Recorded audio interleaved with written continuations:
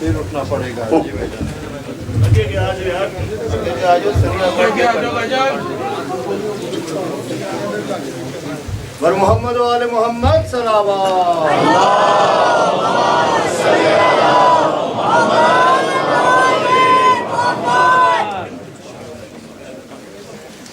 برائے خوشنودی امام زمانہ بلند تر صلوات.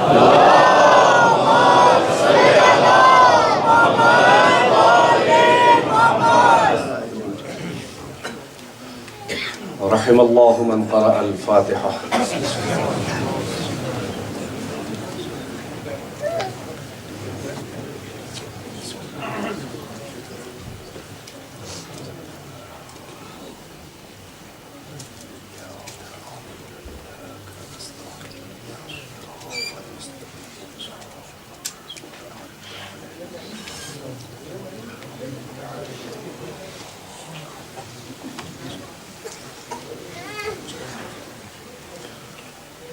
لا حول ولا قوة إلا بالله العلي العظيم.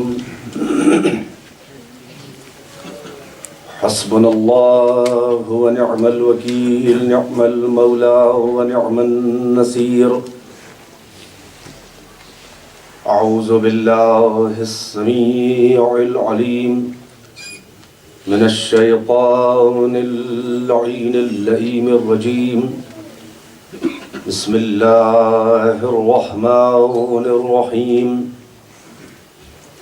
الحمد لله الذي جعل مقام شيعة الحق عليا وصيرهم لخليله إبراهيم في ذلك الاسم سميا.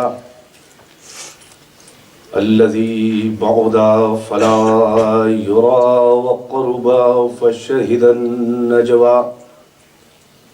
والصلاة والسلام والتحية والإكرام على المبعوث بالحق نبيا والمصطفى بالرسالة نجيا.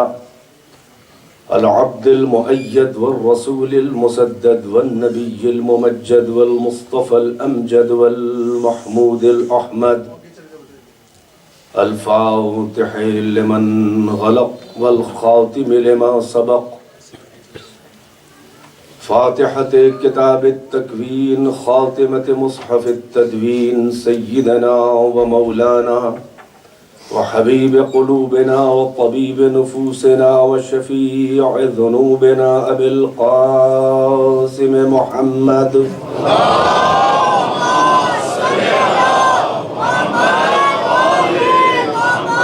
وآله الطيبين الطاهرين المعصومين، أعلام الورى ومصابيح الدجى وأمان لأهل السرى،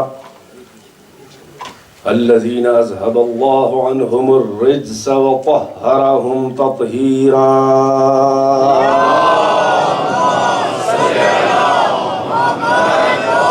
واللعنة الدائمة الباقية على أعدائهم وقتلتهم وغاصبي حقوقهم ومنكري فضائلهم والشاكين فيهم والمنحرفين عنهم.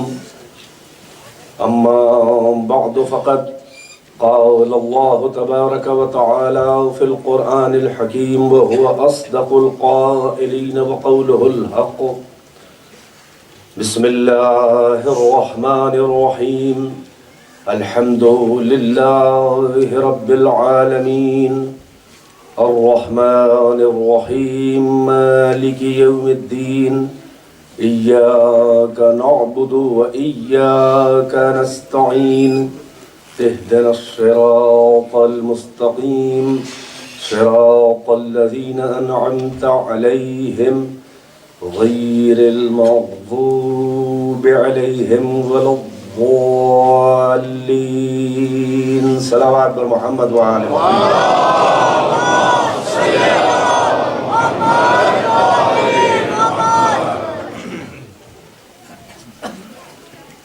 مومنین ذوی الاحترام اور عزاداران سالار شہیداں، اس عشرہ محرم کی سلسلہ مجالس جو سکینہ ٹرسٹ کی جانب سے منعقد ہے، آج 5 محرم الحرام کو اپنی 6ٹھی مجلس عنوان تفسیر سورہ حمد اور معرکہ حق و باطل کے ذیل میں اپنے معروضات پیش کرتا ہوا آپ کے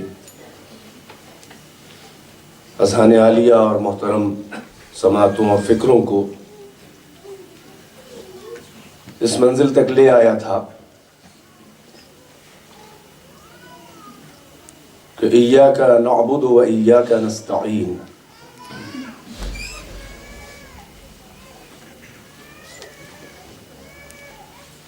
ہم بس تیری ہی عبادت کرتے ہیں اور بس تجھ ہی سے مدد چاہتے ہیں۔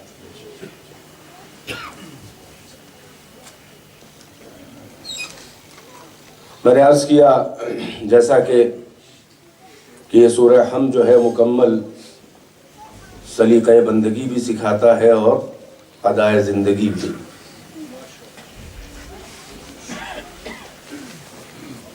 جس میں خداوند عالم کیونکہ مالک کائنات، ملک کائنات، بادشاہ کائنات، معبود حقیقی، معشوق حقیقی، مألوہ حقیقی ہے، یہ ساری کائنات اس کی بندگی میں ہے،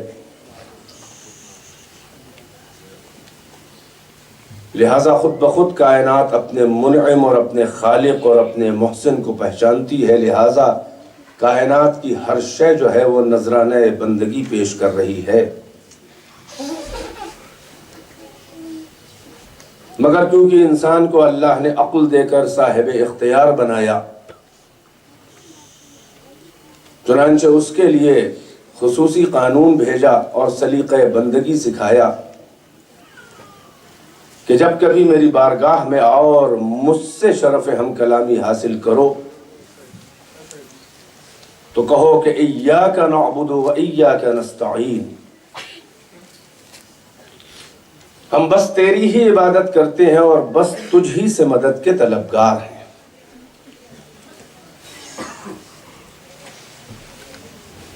کل کی مجلس میں نے توحید عبادی یعنی توحید فی العبادہ کے اوپر گفتگو کی تھی کہ عبادت بس پروردگار کی ہے اور مفہوم عبادت قرآن کی اور اللہ کی نظر میں کیا ہے، اس کو عرض کیا تھا میں نے کسی حد تک۔ اب آج چاہ رہا ہوں کہ اسی آیت کے دوسرے ٹکڑے کے اوپر تھوڑی روشنی ڈالوں، وَإِيَّاكَ نَسْتَعِينُ، اور بس تجھی سے، ایاکا یعنی بس تجھی سے، نستعین استعانہ عون مدد، استعانہ طلب عون مدد چاہنا طلب کرنا مدد، کہتے ہیں اعوان، عون کا پلیورل، مددگاروں کو کہتے ہیں اعوان، انصار اعوان۔ یہ آیت بھی وہ ہے، یہ ٹکڑا بھی وہ ہے کہ جس سے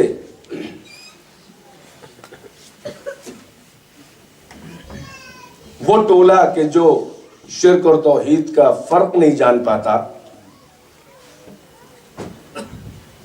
وہ اس کو بنیاد بنا کر اللہ کے موحد اور مخلص بندوں کو ہدف اور نشانہ تنقید بناتا ہے،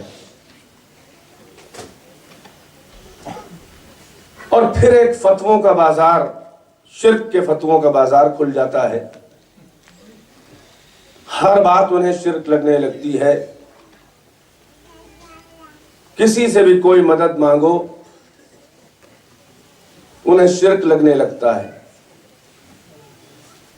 کہ اللہ کے علاوہ کسی اور سے مدد مانگنا جو ہے، حتیٰ کہ مدد مانگنا نہیں بلکہ وسیلہ بھی اگر بنایا جائے تو انہیں شرک لگتا ہے۔ یعنی ایک تو یہ کہ ہم نے آپ سے مانگا براہ راست کہ ہمیں یہ دے دیجئے، یہ ایک مرحلہ ہے، اور ایک دوسرا مرحلہ یہ ہے کہ مانگنا کسی اور سے، دینے والا کوئی اور ہے۔ ہم نے آپ سے کہا کہ آپ ان سے کہہ دیجئے کہ وہ ہمیں دے دیں فلاں چیز فلاں شے، یہ وسیلہ کہلاتا ہے۔ معطی عطا کرنے والا کوئی اور ہے، مگر وسیلہ بنا لیا ہم نے کسی کو۔ اب ان سرفروں کو کون سمجھائے کہ یہ دنیا کا نظام چل ہی نہیں سکتا جب تک کہ ایک دوسرے سے مدد نہ مانگی جائے۔ آفس میں اپنے باس سے مدد مانگتے ہیں، چاہے جتنی بڑی داڑھی رکھی ہو، چاہے جتنے بڑے نمازی ہوں، یہ انہیں شرک نہیں نظر آتا۔ وہ کہے نہیں، آپ تو یہ موضوع سے ہٹ کے ایک بات کر رہے ہیں، ہم اس کی بات نہیں کر رہے ہیں، ہم تو اس کی بات کر رہے ہیں کہ جو اللہ کے ہاتھ میں ہے۔ بھئی اللہ کے ہاتھ میں تو ہر شے ہے نہیں، وہ مخصوص چیزیں جو اللہ کے ہاتھ میں ہیں اس میں مدد مانگنا، اس میں کسی اور کو شامل نہیں کرنا چاہیے۔ یا یہ کہ آپ کسی کو بھی وسیلہ نہ بنائیں۔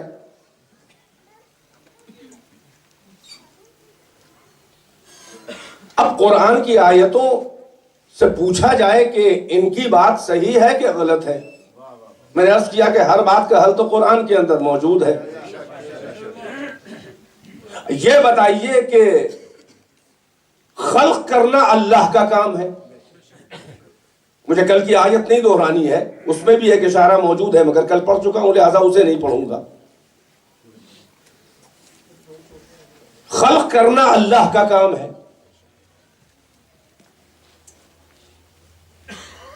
مگر شیعوں کے یہاں نہیں بلکہ اہل سنت کے یہاں بھی روایات پٹی ہوئی ہیں، ہزاروں روایتیں آپ کو ملیں گی کہ یہ ساری کائنات کہنے کو تو من اللہ ہے اور اللہ ہے۔ نقطہ آغاز سفر کائنات کا اللہ سے ہے، نقطہ اختتام سفر اللہ تک ہے۔ شاید پہلی مجلس میں نے اشارہ کیا بھی تھا، مگر کسی شے کی یہ حیثیت نہیں ہے کہ وہ ڈائریکٹ اللہ سے آئے اور ڈائریکٹ اللہ تک جائے۔ اللہ نے اپنے نور سے خلقت کائنات کی، اور پیغمبر کے بارے میں خود پیغمبر نے فرمایا کہ اول ما خلق اللہ نوری، سب سے پہلے اللہ نے میرے نور کو خلق کیا۔ کہ پوری حضرت جابر بن عبداللہ انصاری سے پوری طویل حدیث ہے کہ پھر اس نور سے خلقت کائنات کی، تو پروردگارہ براہ راست تو خلقت کائنات کر دیتا۔ ہم یہ نہیں کہہ رہے کہ خداوند عالم معاذ اللہ محتاج ہے، مگر اس نے جس وسیلے سے خلقت کائنات کی ہے، ہمیں کیا حق ہے کہ ہم ان وسیلوں کا انکار کریں؟ توجہ فرما رہے ہیں؟ خلقت اللہ کے وسیلے سے ہوئی ہے، اللہ نے وسیلہ اختیار کیا، بقا کا انتظام اللہ نے وسیلے سے کیا، ہدایت کا انتظام وسیلے سے کیا۔ کیا براہ راست وہ ہدایت نہیں کر سکتا تھا؟ ہم یہ تو نہیں کہہ سکتے کہ نہیں کر سکتا تھا، مگر اتنا طے ہے کہ اس نے براہ راست کائنات میں کسی کی بھی ہدایت براہ راست نہیں کی، ہدایت بھی وسیلوں سے کر رہا ہے۔ یہاں تک کہ جب کبھی گناہ ہو جائے کسی سے تو غافر الذنوب وہ ہے، مغفرت کرنے والا وہ ہے، مگر قرآن میں کہہ رہا ہے اپنے رسول سے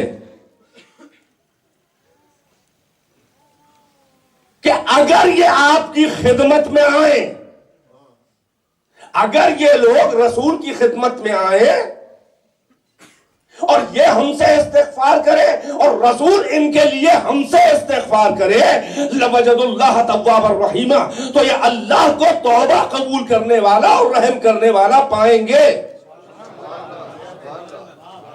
نہیں، ابھی میں آپ کے ذہن کو استوار کر رہا ہوں، آپ غور سے میری چند یہ جملے سن لیں۔ اگر یہ آپ کی خدمت میں آئیں اور استغفار کریں اور آپ ان کے لیے استغفار کر دیں تو اللہ ان کے توبہ کو قبول کرے گا، مغفرت کو قبول کرے گا۔ بھئی براہ راست مغفرت قبول کر لے، یہ وسیلہ رسول کو استغفار کے قبول کروانے کا کس لیے بنا رہا ہے؟ یہ توبہ کو قبول کرنے کا وسیلہ خود قرآن مجید میں خداوند عالم سلیقہ سکھا رہا ہے کہ اگر توبہ قبول کروانی ہے تو محمد کو، رسول کو ہمارے وسیلہ بنانا پڑے گا۔ توجہ فرما رہے ہیں؟ حتیٰ کہ ایک آیت عجب ہے کہ جس میں خدا عذاب کرنے والا ہے، قاہر ہے، گناہوں پہ عذاب کرنے والا ہے۔ پچھلی امتوں پہ عذاب ہوتے چلے آئے، مگر اس امت پہ عذاب کس لیے نہیں ہوا؟ لوط کی امت پہ عذاب ہوا، نوح کی امت پہ عذاب ہوا، ہود کی امت پہ عذاب ہوا، صالح کی امت پہ عذاب ہوا، شعیب کی امت پہ عذاب ہوا، موسیٰ کی امت بنی اسرائیل پہ عذاب ہوا۔ بے عذاب ہوا کہ نہیں ہوا؟ مگر یہ امت مرحومہ کہلاتی ہے کہ جس پہ اللہ کا رحم ہے۔ آپ یہ بتائیں کس کے وسیلے سے رحمت ہے اللہ کی؟ کس کے وسیلے سے اللہ کی رحمت ہے؟ بھائی بیدار ہے کہ نہیں ہے؟ بلکہ خدا آیت میں قرآن سے مربوط کر دوں، اللہ فرما رہا ہے کہ ما کان اللہ لیعذبہم وانت فیہم۔ اے میرے حبیب، اللہ ان پر اس وقت تک عذاب نہیں کرے گا جب تک آپ ان کے درمیان ہیں۔ توجہ فرما رہے کہ نہیں فرما رہے؟ یہ میں قرآن کی آیتوں کے ذریعے اس اپنے موضوع کو مربوط کرنا چاہ رہا ہوں تاکہ آپ کے اذہان عالیہ میں بیٹھے بھی اور آپ دوسروں کو جواب بھی دے سکیں۔ ساری امتوں پہ عذاب نازل ہوتا چلا آیا، مگر اس امت پہ عذاب، بھائی ایک بار بھی بتا دی 1400 سال میں کوئی ایسا عذاب نازل ہوا ہو کھلم کھلا جیسا پچھلی امتوں پہ عذاب نازل ہوا ہو، یہ بتا کہ اس گناہ کا، اس سرکشی کا یہ عذاب ہے؟ اور قرآن میں ہر عذاب، ہر امت کے عذاب کا ذکر موجود ہے، تو کاہے کے لیے عذاب نہیں نازل ہوا؟ کس کے طفیل، کس کے وسیلے، کس کے تصدق، کس کے صدقے میں عذاب نہیں نازل ہوا؟ اللہ کہہ رہا ہے کہ ما کان اللہ لیعذبہم، اللہ ان پر عذاب نہیں نازل کرے گا وانت فیہم، جب تک کہ آپ ان کے درمیان موجود ہیں۔ فزیکلی جب تک آپ ان کے درمیان موجود ہیں۔ میں توجہ ہے کہ نہیں ہے؟ اب یہ ساری امت قرآن اور اس آیت کو پڑھنے والے سے میرا سوال ہے کہ اللہ اس وقت تک عذاب نہیں نازل کرے گا جب تک کہ محمد اس کا حبیب تمہارے درمیان ہے، یعنی فزیکلی تمہارے درمیان ہے۔ توجہ ہے کہ نہیں ہے؟ اب یہ بتائیے کہ رسول اللہ تو بظاہر امت کے درمیان سے اٹھ کے چلے گئے، مگر عذاب اب تک کے نازل نہ ہوا۔ سمجھنے والوں کے لیے التماس ہے ایک صلوات۔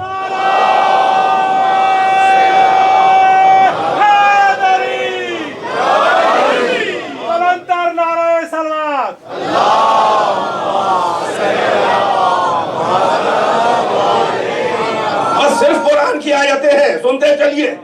ما کان اللہ لیعذبہم وانت فیہم وما کان اللہ لیعذبہم وہم یستغفرون۔ جب تک آپ ان کے درمیان ہیں، یہ استغفار کرتے رہیں، آپ ان کے درمیان ہیں، ان پر ہم عذاب نہیں نازل کریں گے۔ تو پیغمبر ہو فزیکلی، ورنہ تو پہلے سے بھی عالم انوار سے ہیں۔ ہر نبی کی امت جب سرکشی کر رہی ہے تو محمد تو کھڑے دیکھ رہے ہیں نا، تبھی تو شہید ہے، تبھی تو گواہ ہے ساری امتوں اور سارے امتوں کے نبیوں پر پیغمبر گواہ ہے۔ پچھلے سال کے عشرے کا موضوع میرا یہی تھا، آپ کے ذہن میں ہوگا، بھولے تو نہیں؟ نہیں بھولے تو ایک زحمت ہے کہ دہرانا پڑے گا، اور بھول گئے تو ایک فائدہ ہے کہ دہرا سکتے ہیں، مگر میں دہراؤں گا نہیں۔ تو پیغمبر اللہ کہہ رہا ہے کہ ما کان اللہ لیعذبہم وانت فیہم، اللہ اس وقت تک عذاب ان پر نہیں کرے گا جب تک کہ آپ درحال کہ ان کنڈیشنز میں آپ ان کے درمیان ہیں۔ تو عذاب نہ نازل ہونے کی شرط ہے کہ محمد امت میں ہو۔ تو آپ جب رسول اللہ بیچ سے اٹھ کے چلے گئے تو عذاب نازل ہو جانا چاہیے۔ ایسا تو نہیں ہے کہ سب بڑے مومن بن گئے، بلکہ بعد پیغمبر تو وہ ہوا جو پیغمبر کی زندگی میں اور پچھلی امتوں میں نہ ہوا۔ میں توجہ ہے کہ نہیں ہے؟ ہر نبی کی امت، میں توجہ، جس نے اپنے نبی کو نہیں مانا، اتفاق تو یہ ہے کہ اس نے بھی اس نبی کے گھر والے اور اہل بیت کو پریشان نہیں کیا۔ چاہے جائے کہ اس نبی کی امت جو ایمان لا چکی ہو، اس نبی کے جانے کے بعد اس نے اپنے نبی کے گھر والوں کو، ایک روایت جھوٹی ایسی نہیں ملے گی کہ موسیٰ کی امت نے موسیٰ کے جانے کے بعد ہارون و موسیٰ کی نسل کو پریشان کیا ہو۔ توجہ ہے کہ نہیں ہے؟ تو اس پیغمبر کے جانے کے بعد اس امت نے تو نبی کے اہل بیت کے ساتھ وہ کیا یہ عشرہ کس لیے ہو رہا ہے؟ توجہ ہے، اب اس سے بڑا گناہ عظیم بھی ہوگا، توجہ کا طالب ہوں، مگر اللہ کہہ رہا ہے جب تک آپ ہوں گے عذاب نہیں نازل کریں گے، یعنی محمد کے چلے جانے کے بعد عذاب نہ نازل ہونا امت کے اوپر اس بات کی دلیل ہے کہ امت کے درمیان کوئی نہ کوئی محمد جیسا قائم مقام محمد ہے۔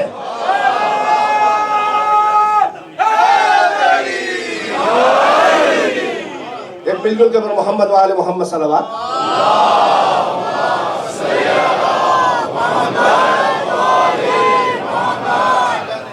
تو کہاں کہاں وسیلوں سے انکار کرو گے؟ وجود ان کے طفیل میں، بقا ان کے طفیل میں، رحمتیں ان کے تصدق میں، عذاب نہ آئے ان کے طفیل میں۔ بھئی اولاد آدم کہاں سے انکار کرے گی؟ بھئی توجہ ہے کہ نہیں ہے؟ ان وسیلوں کا اولاد آدم کہاں سے انکار کرے گی جبکہ بنی آدم کے باپ آدم بھی وسیلوں سے بخشے گئے۔ قرآن کی آیت یہ بھی ہے، ماشاءاللہ صاحبان مطالعہ ہے، یہ بھی قرآن کا واقعہ ہے، سورہ بقرہ میں موجود ہے، سورہ بقرہ میں موجود ہے۔ شجرہ ممنوعہ کا ذکر سنا آپ نے، احساس خطا ہوا، ندامت ہوئی آدم کو، مگر ابھی توبہ نہیں بخشا گیا، ابھی توبہ نہیں بخشا گیا۔ جبکہ جنت میں ایک بار حضرت آدم احساس خطا ہونے کے بعد یہ کہہ چکے، جو سورہ بقرہ میں آیت موجود ہے، جنت میں کہہ چکے، ابھی زمین پہ نہیں بھیجے گئے، ابھی خالی اللہ نے شکوہ کیا کہ کیوں تم اس کے قریب چلے گئے۔ آدم نے کہا ربنا، آدم و حوا نے کہا ربنا ظلمنا انفسنا وان لم تغفر لنا وترحمنا لنكونن من الظالمین من الخاسرین۔ اے ہمارے پالنے والے، ہم دونوں نے اپنے نفسوں پہ ظلم کیا، وَإِن لَمْ تَغْفِرْ لَنَا، اگر تو نہ بخشے، وَتَرْحَمْنَا اور رحم نہ کرے، تو ضرور بالضرور ہم گھاٹا اٹھانے والوں میں سے ہوں گے، نقصان اٹھانے والوں میں سے۔ مگر ابھی سند نہیں آئی توبہ قبول ہونے کی، اللہ سے براہ راست مانگ رہے ہیں۔ کیا سن رہے ہیں؟ یہ آپ دیکھ لیں کہ یہ کب کا واقعہ ہے، یہ ابھی حبوط نہیں ہوا ہے، ابھی شجرہ ممنوعہ کے قریب گئے، اللہ نے شکوہ کیا کہ تم کو شیطان نے بہکایا، تم اپنا نقصان کر رہے ہو، احساس خطا ہوا، فوراً کہا ربنا ظلمنا انفسنا وان لم تغفر لنا وترحمنا لنكونن من الخاسرین۔ مگر اگلی آیت نہیں آئی کہ ہم نے توبہ قبول کر لی۔ میں سنیں گے، قرآن کے مطالب ہے، اگلی آیت یہاں پر نہیں آئی، پھر آگے بیان ہوا کہ قلنا اہبطوا، ہم نے کہا کہ اتر جاؤ زمین پر۔ جب زمین پر آ گئے تب اللہ اسی کے آگے آیت بتا رہے، زمین پہ آنے کے بعد فَتَلَقَّى آدَمُ مِن رَبِّهِ كَلِمَاتٍ فَتَابَ عَلَيْهِ، آدم نے اپنے رب سے چند کلمات سیکھے، ان کلمات کے وسیلے سے اللہ نے ان کی توبہ قبول کر لی۔ شاید میری بات ابھی سارے مجمع میں واضح نہیں ہے۔ جب ڈائریکٹ اللہ سے مانگا کہ بخش دے، رحم کر دے، ظلم کیا ہم نے اپنے اوپر، گھاٹا اٹھانے والوں میں سے اگر نہ بخشے گا، ایک بھی سند نہیں آئی۔ اس کے بعد اللہ اسی سورے میں بیان کر رہا ہے بقرہ میں کہ ہم نے زمین پہ اتار دیا، اس کے آگے ذکر کر رہا ہے فَتَلَقَّى آدَمُ مِن رَبِّهِ كَلِمَاتٍ فَتَابَ عَلَيْهِ، آدم نے اپنے رب سے چند کلمات سیکھے، اللہ نے ان کے توبہ کو قبول کر لیا۔ اب یہ کون سے کلمات ہیں؟ پھر آ گیا وسیلہ، میں توجہ ہے کہ نہیں ہے؟ اے بخش دے پروردگارہ براہ راست سلیقہ بندگی سکھا رہا ہے آدم کو تاکہ اولاد آدم اپنے باپ سے بغاوت نہ کرے۔ آدم نے چند کلمات سیکھے، یہ کون سے کلمات ہیں؟ نہیں آئیے، یہ کلمات کہاں سے آئے؟ آدم سمجھے کیسے کہ یہ کون ہے، یہ کیا ہے، اور یہ کیسے سمجھے کہ انہی کے وسیلے سے ہماری توبہ کو قبول کر دے گا اللہ؟ یہ آدم کو کیسے شعور آیا؟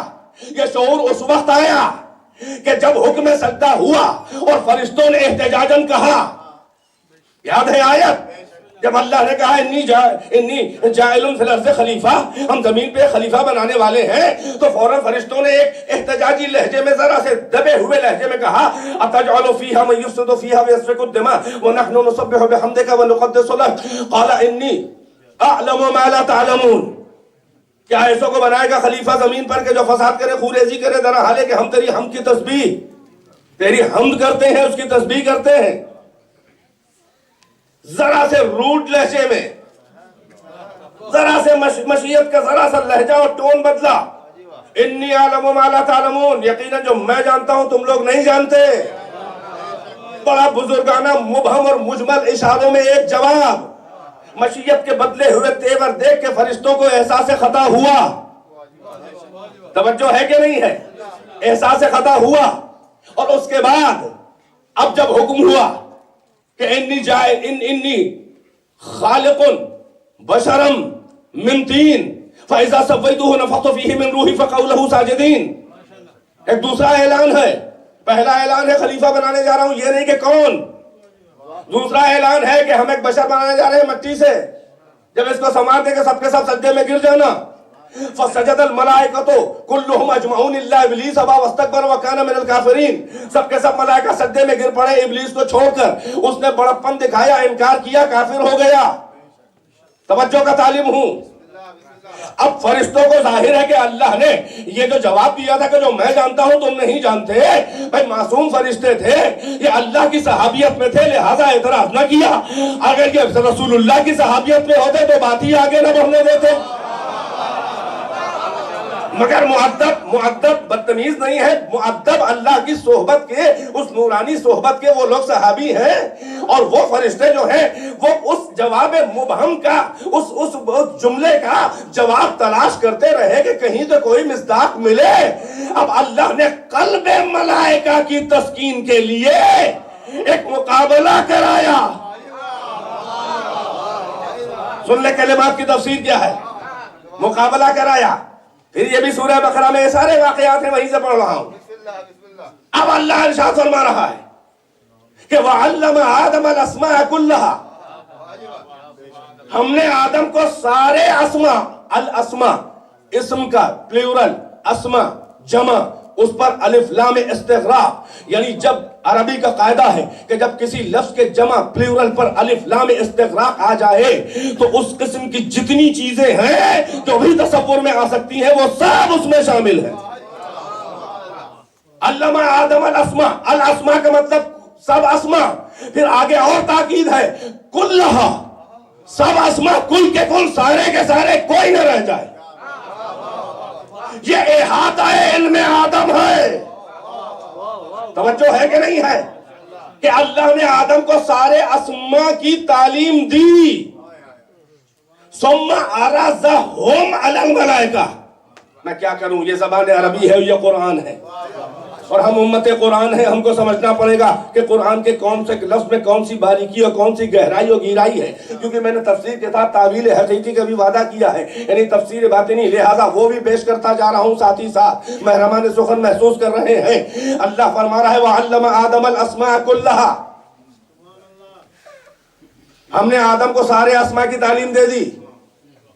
ثُمَّ عَرَضَهُمْ عَلَى الْمَلَائِكَةِ، پھر ملائکہ کے سامنے وہ پیش کی شخصیتیں۔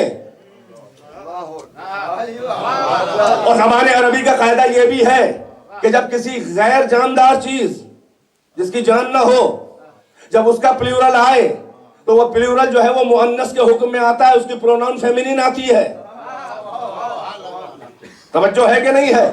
یعنی کہنے کا مقصد یہ ہے سادے طور پر کہ اسماء کے لیے جو پروناؤن آئے گا وہ ہو نہیں آئے گا، ہم نہیں آئے گا، بلکہ ہا آنا چاہیے یا ہنہ آنا چاہیے۔ جیسے ازواج رسول کا ذکر ہے تو ہنہ ہنہ آیا ہے، ان کنتن لستن، ہے نا؟ یا اگر سنگل ہو تو ہا آئے گا، مؤنث ہے تو ہا آئے گا، سنگل مذکر ہے تو کیا آئے گا، ہو۔ مذکر کی جمع ہے، اگر میسکولین کی جمع ہے تو آئے گا ہم۔ زبان عربی کہتی ہے کہ اسماء کیا ہے، اسماء جو ہے وہ اسم کا لفظ جو ہے وہ غیر جاندار ہے، اور اس کی جمع اسماء ہے، اور اسماء کے لیے آنا چاہیے ہا یا ہنہ، مگر اللہ کیا کہہ رہا ہے؟ علّمَ آدم الاسماء کلھا، آدم کو اسماء کی تعلیم دی، ثم عرضہم، یعنی انہی اسماء کو ہم بتا رہا ہے۔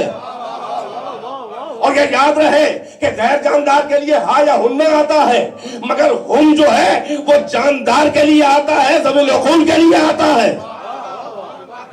انٹلیکچوئل کے لیے آتا ہے۔ توجہ ہے کہ نہیں ہے؟ اس کا مطلب یہ ہے کہ وہ اسماء کیا ہیں؟ وہ کن کے نام ہیں؟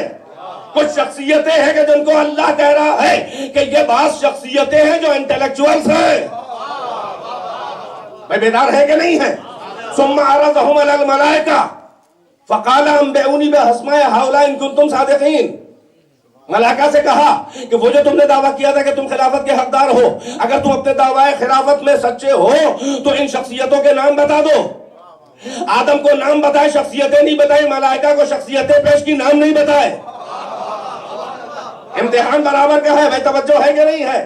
ملائکہ سے پوچھا کہ ان شخصیتوں کے نام بتاؤ، آدم سے کہا ان ناموں کی شخصیتیں بتاؤ۔ جیسے ہی اللہ نے قرآن کہہ رہا ہے، جیسے ہی اللہ نے کہا اگر اپنے دعوے میں سچے ہو تو بتاؤ، قالو، سارے فرشتے بول اٹھے کہ سبحانکا، تیری ذات پاک اور پاکیزہ ہے کسی طرح کی بدگمانی اور شبہ سے، یعنی وہ بدگمانی نہیں تھی، وہ کوئی شبہ نہیں تھا تیری بات کر۔ سبحانکا لا علم لنا، تیری ذات پاک ہے، ہمیں ذرا سا بھی علم نہیں ہے، الا ما علمتنا، بس اتنا ہی ہم جانتے ہیں کہ جتنا تو نے ہمیں علم دے دیا ہے، جتنا بتا دیا ہے۔ فقال یا آدم، مشیت نے کہا اے آدم، انبئہم باسمائہم، اے آدم ان کے ان شخصیتوں کے نام بتاؤ۔ فلما انبأہم، جب آدم نے نام بتا دیے، قالا، تو اللہ نے فرشتوں سے کہا الم اقل لکم انی اعلم غیب السماوات والارض واعلم ما کنتم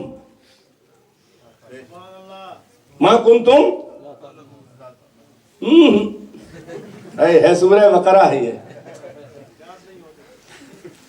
ملائکہ سے اللہ نے کہا کہ ہم نے تم سے کہا تھا نا کہ ہم زمین و آسمان کے غیب جانتے ہیں اور ہر وہ بات جانتے ہیں کہ جس کا تم اظہار کر دو، اور ہر وہ بات جانتے ہیں ما کنتم تکتمون، کہ جو تم اپنے دل میں چھپائے ہو۔ اظہار تم نے یہ کیا تھا کہ تم خلافت کے حقدار ہو، یہ بھی جانتے ہیں، اور چھپائے یہ تھے کہ کیا ہم سے بھی کوئی اونچی مخلوق ہو سکتی ہے، اسے بھی ہم جانتے ہیں۔ بھائی توجہ ہے کہ نہیں ہے؟ اب آدم ان شخصیتوں کو پہچان چکے ہیں۔ کہنے کا مطلب یہ تھا کہ آدم جب امتحان ملائکہ اور آدم ہوا، مقابلہ ہوا، تو آدم ان شخصیتوں کو پہچان چکے ہیں۔ بات آ گئی ہے تو کہتا چلوں کہ آدم کی منزل کیا ہے؟ مسجود ملائکہ، خلافت اللہ ان کے پاس۔ اللہ نے ملائکہ کا کہ سجدے کا قبلہ بنایا، اپنے ہاتھ سے پیدا کیا، اپنے ہاتھ نے اپنی روح پھونکی۔ اتنا محترم نبی، عالم اسماء کلھا، فرشتوں سے یہی افضلیت آدم کی دلیل پائی۔ یہی دلیل ہے کہ عالم اسماء ہے۔ توجہ، یعنی اللہ کا خلیفہ اس دلیل پر ہے، فرشتوں سے اونچا اس لیے ہے کہ فرشتوں سے بڑے ہیں آدم عالم۔ بیدار ہے کہ نہیں ہے؟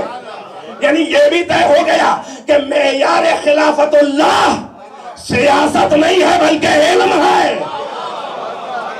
سامنے کی بات ہے، مگر آئیے علم آدم کو دیکھ لے کہ وہ کیا ہے۔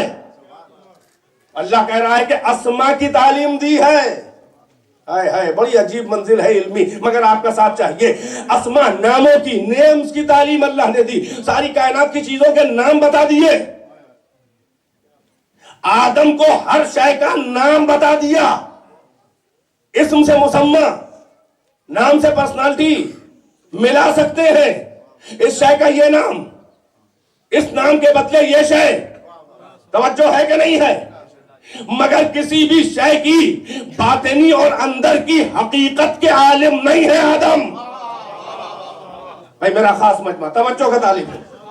حضرت آدم کے علم کی انتہا کہ جو مسجود ملائکہ بنے اور اللہ کے خلیفہ بنے اور ملائکہ سے افضل مانے گئے، وہ علم کیا ہے؟ وہ اسما کا علم ہے، ان چیزوں کی شکل ظاہری کے عالم ہیں۔ ہر شے کی شکل ظاہری جو دکھائی دے رہی ہے، آدم اس کے عالم ہیں، اس کو دیکھ رہے ہیں، پہچانتے ہیں، ظاہری شکل جو سامنے نظر آ رہی ہے، اور اس کا نام میں ملا سکتے ہیں، نام سے ملا سکتے ہیں شخصیت، ہر شے کو اس کے نام سے تطبیق کرا سکتے ہیں، مگر آدم کسی بھی شے کی حقیقت سے واقف نہیں ہے۔ توجہ ہے کہ نہیں ہے؟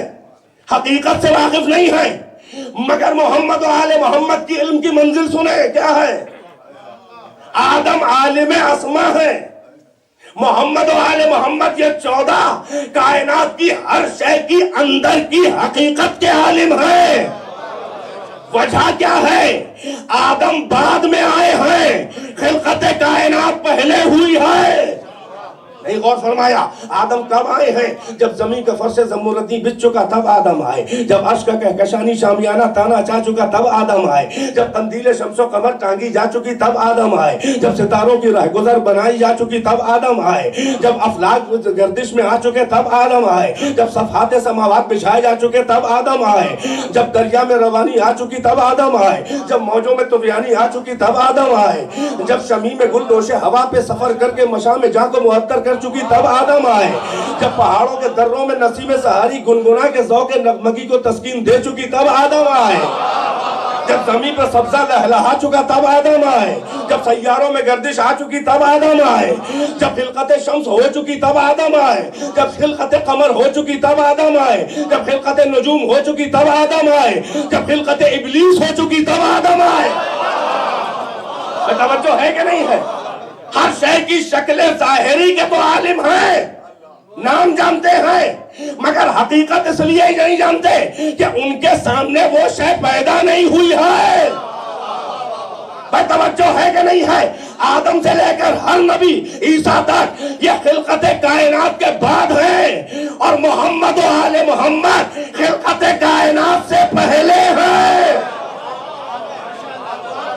یعنی کائنات کی ہر شے لباس وجود پہن رہی ہے، محمد و آل محمد کھڑے ہوئے دیکھ رہے ہیں، اشیاء کائنات حلہ وجود پہن رہی ہیں، محمد و آل محمد دیکھ رہے ہیں، یہ ہر شے کی کو ڈھلتے ہوئے دیکھ چکے ہیں، مزاج خلقت سے واقف ہیں، راز خلقت جانتے ہیں، ہر شے کا را میٹیریل جانتے ہیں، ہر شے کا مادہ اولا جانتے ہیں کہ کہاں سے کہاں چلی ہے، کیسے کیسے فارم ہوئی، ری فارمیشن کیسے ہوا، کیسے کیسے چیزیں شکل بدل سکتی ہیں، لہٰذا یہ مزاج خلقت سے واقف ہیں، آدم شکل ظاہری سے واقف ہیں، آدم عالم اسما ہیں، محمد و آل محمد عالم حقیقت اشیاء ہیں۔ بھئی یہی سبب ہے کہ آدم چونکہ حقیقت کے عالم نہیں ہیں، اگر کوئی شے اپنا روپ اور بھیس اور شکل بدل کے آئے تو آدم نہیں پہچان پائیں گے۔ ایک صلوات پڑھنے پر محمد و آل محمد۔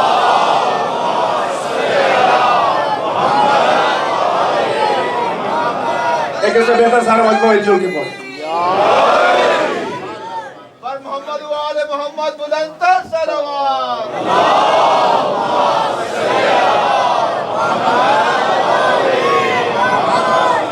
آدم اس قرآن کہہ رہا ہے کہ مسجود ملائکہ اور افضل ملائکہ کیسے بنے؟ آدم اسما کے عالم ہیں، آل محمد اشیاء کے حقیقت کے عالم ہیں۔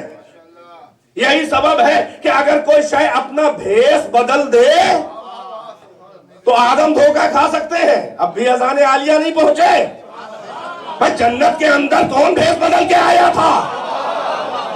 کیا سن رہے ہیں اہل بیت کے چاہنے والوں؟ یہ علم آدم کی انتہا ہے کہ ہر شے کی شکل ظاہری اور اس کا نام پہچانتے ہیں، مگر اس کی حقیقت کے عالم نہیں ہے۔ اگر وہ اپنے شکل اور روپ کو بدل دے تو آدم فریب کھا جائیں گے۔ ابلیس کو پہچانتے تھے، انکار سجدہ کیا ہے ابھی ابھی، مگر ابلیس کی شکل ظاہری اور اس کا نام جانتے تھے۔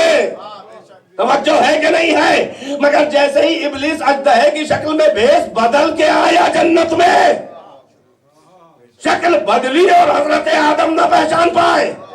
یہ بات اور ہے کہ باتوں سے شک ہو رہا تھا مگر اس نے قسم کھا لی، توجہ ہے کہ نہیں ہے؟ یہ علم آدم ہے جو حقیقت ابلیس کو نہیں جانتے ہیں، لہذا بھیس بدل کے آیا تو دھوکہ ہو گیا۔ اور یہ آل محمد ہے، علی کا پوتا علی ہے کہ مقام سجدہ سے شیطان اژدہا بن کے نکلتا ہے، ہر طرف سے پھنکار مارتا ہے، زین العابدین کے انگوٹھے کو چباتا ہے، اور جب کوئی خشوع و خضوع میں اثر نہیں پڑتا تو اللہ سند دیتا ہے کہ انت زین العابدین، تم عبادت گزاروں کی زینت ہو۔ تو یہی وہ اسماء ہیں کہ جن کے تصدق میں توبہ آدم قبول ہی ہے، وہی کلمات ہیں۔ اگر کوئی کہے کہ کلمات کیسے آل محمد کے لیے بولا گیا، وَتَلَقَّى آدَمُ مِن رَبِّهِ كَلِمَاتٍ فَتَابَ عَلَيْهِ، یہ کلمہ کیسے بولا گیا اور کلمات اس کی جمع؟ تو میں کہوں قرآن کہہ رہا ہے بِكَلِمَةٍ اسمہ المسیح ابن مریم، مریم کو بشارت دی اللہ نے اپنے ایک کلمے کی جس کا نام مسیح ہے، عیسیٰ ابن مریم ہے، یعنی حضرت عیسیٰ ایک انسان کے اوپر، ایک نبی کے اوپر، ایک انسان کے اوپر اللہ نے لفظ کلمہ بولا۔ توجہ ہے کہ نہیں ہے؟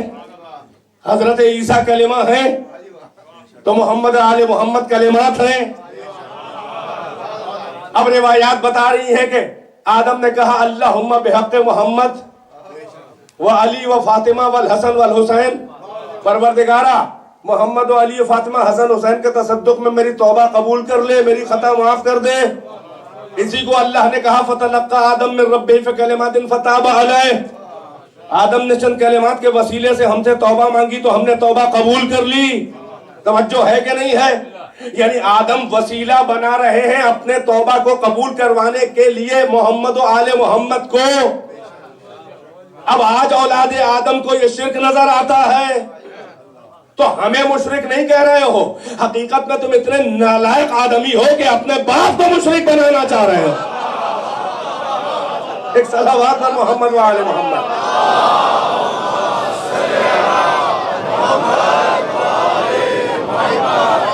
وسیلہ انہیں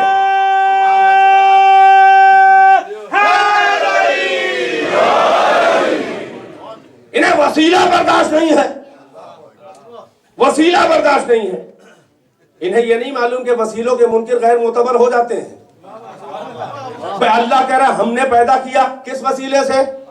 کون آسمان سے ڈائریکٹ ٹپکا؟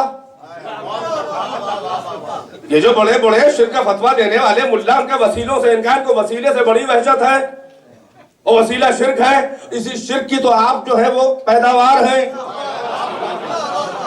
اللہ نے دوہرے وسیلے بنائے، ایک باپ کو وسیلہ بنایا، ایک ماں کو بنایا۔ آدم کو بغیر ماں باپ کے بنایا، وہ بھی اس کی ایک خلقت کا مظہر تھا، اور عیسیٰ کو بغیر باپ کے بنایا تاکہ اپنی قدرت بتا دے۔ باقی کائنات کے ہر انسان کو بغیر ماں باپ کے نہیں پیدا کیا۔ یہ دوہرے وسیلے ہیں کہ نہیں ہیں؟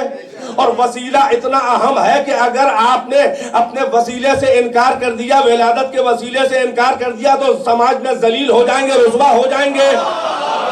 اپنے باپ کے وسیلے کا انکار کر کے دیکھو۔ توجہ فرما رہے ہیں؟ بھائی اللہ نے دو وسیلوں سے پیدا کیا، وسیلوں کے منکر کے لیے کہہ رہا ہوں۔ اللہ خالق ہے، ان اللہ علی کل شیء قدیر، اللہ ہر شے پہ قادر ہے، تو ماں باپ پہ وسیلہ کاہے کے لیے وسیلہ لے رہا ہے؟ ارے دونوں نہیں، کم سے کم ایک ہی سے انکار کر دیجئے، اور ہمت ہو تو ابا سے انکار کر دیجئے۔ ہوں گے تو حضور مگر معتبر نہ ہوں گے۔ جیسے ہی اس وسیلے سے رشتہ ٹوٹا، سارے فتووں کا اعتبار گیا۔ توجہ ہے کہ نہیں ہے؟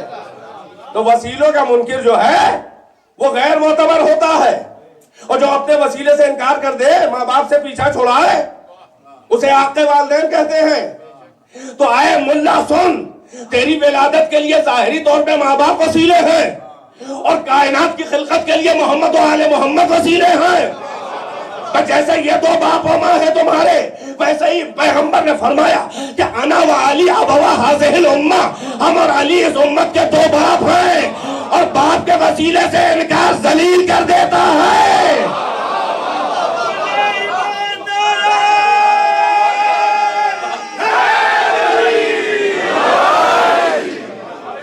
ایک مل جل کے سلام۔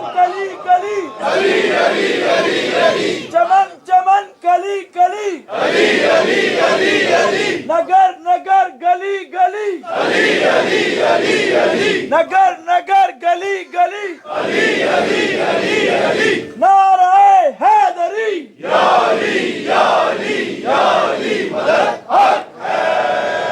अरे जो अपने बाप के मुकाबिल आ जाए वो कौन है? जो अपने बाप के मुकाबिल आ जाए, अरे दो जुमलों की गुफ्तगू तकरार में ही बदतमीजी ही करके अगर मुकाबिल खड़ा हो जाए वो कौन है? शरीयत कहती है आग के वालिदैन लम यशुम राहतल जन्नह, जन्नत की बू नहीं सूंघेगा अपने माँ बाप में किसी को भी अगर नाराज किया। चेजार के तलवार लेके आ जाए अपने बाप के मुकाबिल। अबे तवज्जो है कि नहीं है? अरे असहाबे सिफ़ीन और जमल से कह दो ये अली जो है वो ये मोहम्मद के भाई खाली नहीं है, ये कायनात के बाप हैं, और बाप के मुकाबिल जो भी आके खड़ा होता है वो आपके वालिदैन है। वो चाहे पूरी उम्मत की माँ हो उसके बाप भी अली हैं।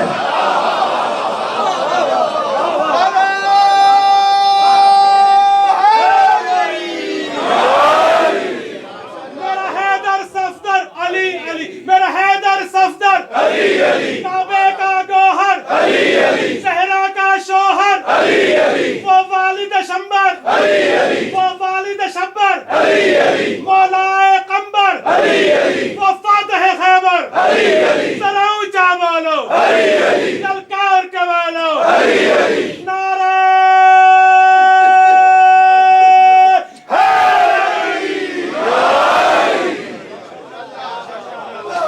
तो वसीलों का इनकार करोगे तो नक्कू बन जाओगे, समाज में गैर मोतबर बन जाओगे, आँख हो जाओगे। तो अपनी अम्मी और अब्बू के अगर मुकाबिल आ जाओ तो आपके वालिदैन जिनके तसद्दुक में खिलकत कायनात हुई वो बाप हैं, उनके मुकाबिल आने वाला आँख है। तवज्जो है कि नहीं है? और अगर आँख होने का एहसास बाद में मुल्लाओं का ना होता तो झूठी रवायतें ना करते कि तौबा कर लिया था असहाबे जमल ने भी।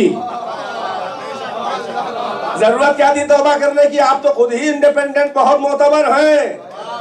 यहीं से समझ में आता है कि अली को कभी जमल में मुकाबिल आके एहसास नदामत ना हुआ, उन्हीं को हुआ। अब तो हैसियत को पहचानो तो वसीलों से इनकार गैर मोतबर बना देता है। अल्लाह हुक्म दे रहा है कि मदद लो। आदम जो है बराह रास्त तौबा नहीं कबूल हो रही है, मोहम्मद आले मोहम्मद के वसीले से उनकी मदद से मदद कबूल, अल्लाह मदद कबूल कर रहा है, तौबा कबूल कर रहा है, मगफिरत कर रहा है। बल्कि मैं और आगे बढ़ूंगा कि तो आदम है, खातम की भी मदद अल्लाह ने की है, मगर कैसे? नहीं, आप कनेक्ट नहीं हो रहे हैं। कुरान में आयत है लक़द नसरकल्लाहु फी मवातिन कसीरा, हमने ऐ रसूल आपकी मदद की है बहुत से मौकों के ऊपर। मवातिन कसीरा गिना गया तो वो मवातिन कसीर 80 निकले। हारून रशीद ने मन्नत मानी कि मैं अलील हो गया, बीमार हो गया, अगर मैं शिफायाब हुआ तो मैं अल्लाह की खातिर अल्लाह की राह में माले कसीर सदका खैरात करूंगा मसाकीन में। शिफा पा गया, मगर समझ में न आया कि अब माले कसीर किसे कहते हैं, कितने पे इतलाक़ माले कसीर होता है। तवज्जो है कि नहीं है? परेशान था, मुल्लाओं को बुलाया, बड़े बड़े उलमा, दरबारी उलमा, हर एक से पूछ रहे हैं। कोई कह रहा है 10,000, कोई 20,000, कोई 1,00,000 दिरहम वगैरह वगैरह, ऊट पटांग उल्टी सीधी अपनी तरफ से बयान कर रहे हैं।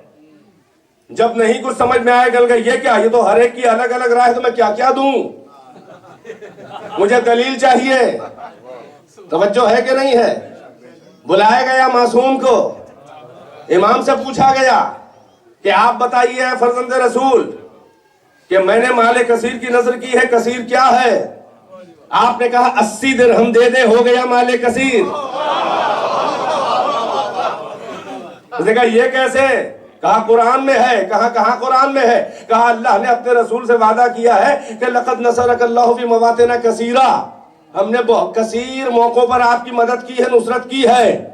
और जब उन मौकों को गिना जाता है तो वो 80 निकलते हैं। कुरान की जबान में कसीर का मतलब 80 है। एक सलावत पर मोहम्मद व आले मोहम्मद।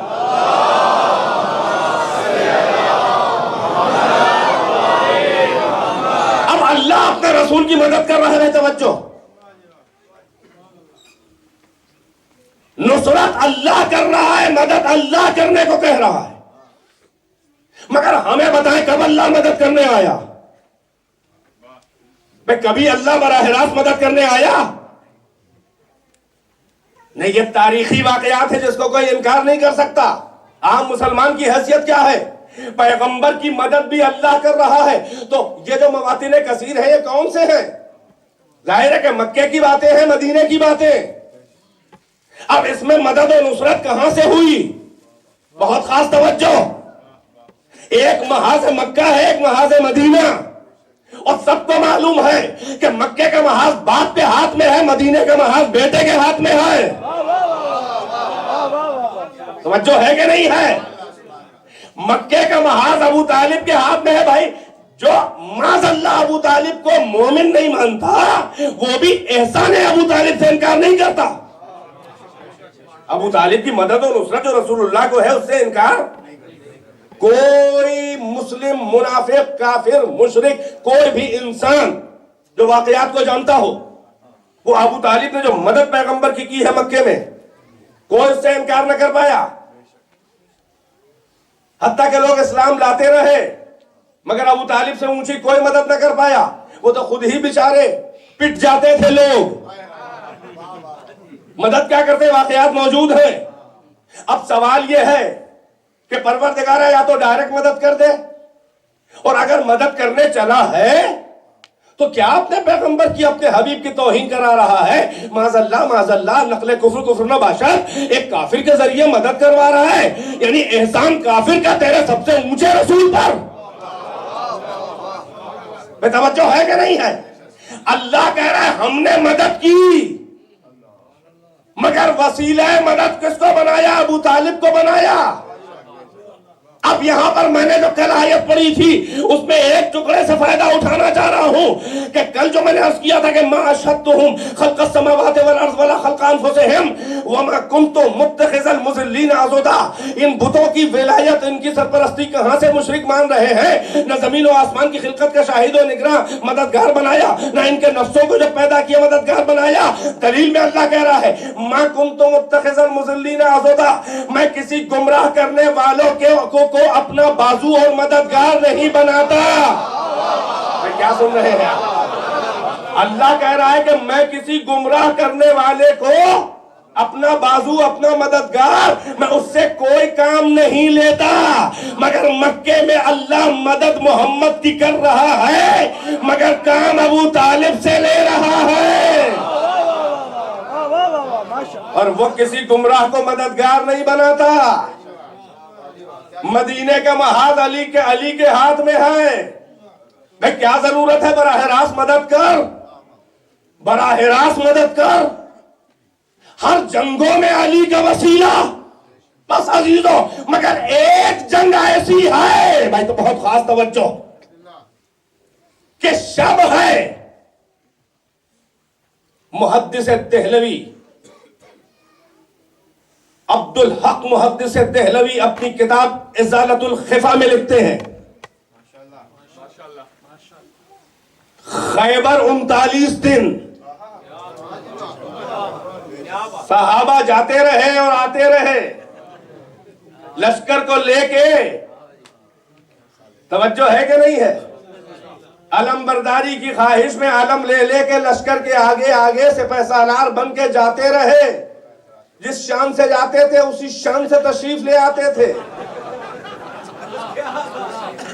بڑے بڑے صحابہ بھاگ بھاگ کے آتے رہے نہیں صاحب, 1 2 3 4 مطلب جتنی جو سیکوینس آپ کے پاس ہو اونچے اونچے صحابہ کا وہ سب اس میں شامل تھے. کیونکہ یہ تو چند ہے, وہ وہاں تو 39 دن تھے. سب کی قلعی کھل گئی, کسی کی تمنا رہ نہ جائے دل داغدار میں.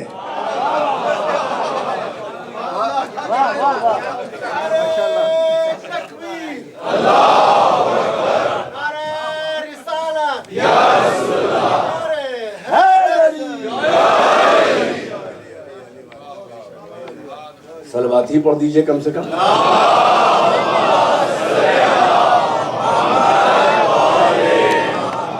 مل جل کے سارے میں عرض کرتا ہوں شیعوں کے لہجے میں پڑھیے صلوات.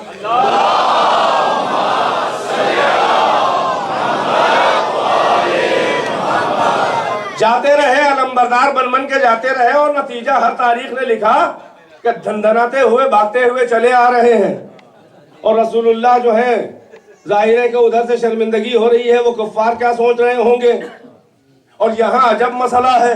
تاریخ کہتی ہے کہ علمبردار کہتا تھا ہم اس لیے بھاگے کہ لشکر بھاگ گیا, لشکر کہتا تھا ہم اس لیے بھاگے کہ علمدار بھاگ گیا.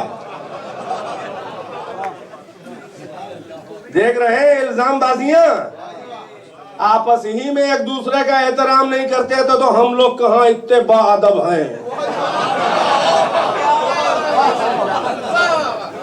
رسول اللہ کے سامنے میں ہمت و جرأت دیکھیے کہ دیکھ رہے ہیں رسول, اب جو چاہیے کہہ لیجئے. ہاں وہ جھوٹ بولے تو جھوٹ نہیں ہے, ہم بولتے ہیں تو بہت بڑا جھوٹ ہے. وہ کوئی مشینری تھی جہاں گناہ گھستا تھا تو تقویٰ بن جاتا تھا. ایک صلوات بر محمد و آل محمد.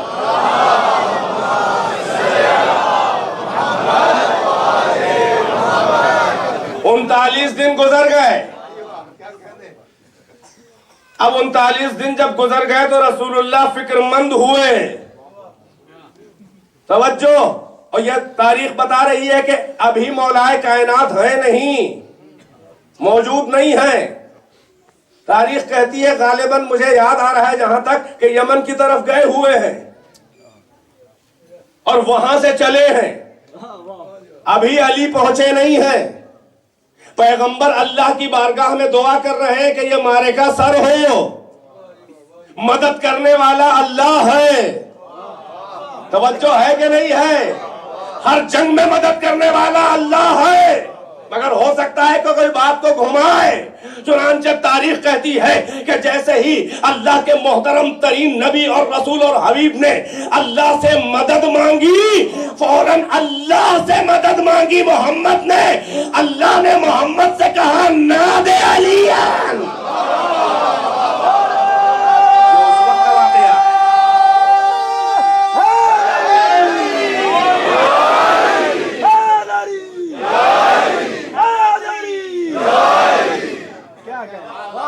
یہ اس وقت کا واقعہ ہے, یہ 4 مصرے ہیں. ناد علی مظہر العجائب تجدہ اونا لک فی النوائب کل ہم و غم سینجلی بولایتک یا علی یا علی یا علی. یہ ہے حقیقی ناد علی. کچھ لوگ شرک و غلو کے الزام سے بچنے کے لیے انہوں نے بیچ میں لگا دیا ہے. بے عظمت کا یا اللہ, بے نبوت ہے کہ محمد, ولایت کا یا علی یا علی یا علی. اللہ سے محمد اللہ سے کہہ رہے مدد کر, اللہ کہہ رہے ناد علی. تو اگر علی سے مراد اگر اللہ ہی ہے یہاں پر اس دعا میں, تو علی ہی سے تو مدد مانگ رہے تھے محمد, یعنی اللہ ہے علی سے. نہیں توجہ فرمائی آپ نے. کہتے ہیں یہاں پر ناد علیین سے مراد یہ ہے کہ علی, اور یہ یاد رہے کہ علی اللہ بھی ہے, علی اللہ کا بندہ, علی بھی ہے ابو طالب کا بیٹا. مگر یہ ہے عربی زبان کی بات, جب اللہ کو علی کہا جاتا ہے تو یا تو علی آتا ہے اللہ کے ساتھ اگر آئے گا. توجہ ہے کہ نہیں ہے؟ علی آئے گا. توجہ ہے کہ نہیں ہے؟ ورنہ کسی اور صفت کے ساتھ علی عظیم, علی حکیم وغیرہ وغیرہ. بیدار رہیے گا. اللہ سے رسول کہہ رہے ہیں کہ مدد کر, دعا کر رہے ہیں. اللہ کہہ رہے ہیں ناد علیین, یعنی کہ اپنے سے مانگنے کو کہہ رہا ہے. تو محمد تو پہلے ہی اللہ سے مانگ رہے ہیں. معاذ اللہ ہم ایسی کوئی بات کریں تو آپ کہیں کہ بڑے نونسنس ہیں. ابھی نونسنس ٹاک ہے آپ کی. آپ ہم سے کہیں کہ ہمیں یہ چیز دے دیجئے تو ہم کہیں مجھ سے مانگیے. مانگ تو رہے پہلے ہی. اس کا مطلب یہ ہے کہ 3rd پرسن ہے, مخاطب اللہ ہے, مخاطب محمد ہے. کسی تیسرے کے بارے میں کہا جا رہا ہے کہ ہم سے مدد مانگنی ہے تو علی کو پکاریے. بھئی عجب مسئلہ ہے. ارے تم علی کو یا علی کہہ کے مدد پکارنے کو, ہم شیعوں کو, ہم غلامان علی کو کافر اور مشرک کہتے ہو. اللہ محمد سے کہہ رہا ہے کہ علی کو پکارو. یہ عجب مسئلہ ہے. اللہ کو کیا ضرورت ہے کہ محمد کے لیے علی کو وسیلہ بنائے؟ اس لیے کہ محمد اپنی منزل میں ذرا سا بھی علی سے کم ہے، جو کم کہے وہ کافر۔ بفتوائے علماء شیعہ اور بفتوائے اہل بیت رسول، جو علی کو محمد سے اونچا کہے وہ کافر۔ تو پھر کون سی بات تھی؟ توجہ ہے کہ نہیں ہے؟ یعنی پیغمبر کو ضرورت ہو یا نہ ہو، امت پیغمبر کو بتایا جا رہا ہے کہ علی کو پکارنے کو شرک نہ کہنا، ورنہ میں محمد سے نہ پکارواتا، اور اگر کوئی اور پکارتا تو تم کہتے کہ میرے نبی تھوڑی نہ ہے۔ ارے امت میں ہے، تم امت میں ہو، اور اتباع محمد تم پر واجب ہے۔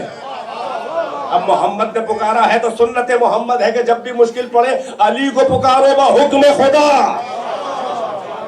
ایک صلوات پڑھے بر محمد و آل محمد و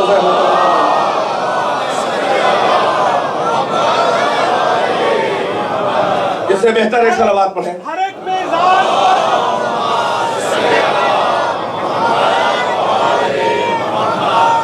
ہر ایک میزان پر تولا علی مولا، علی مولا، زباں کے ساتھ دل بولا، علی مولا، علی مولا، علی مولا، نعرہ حیدری۔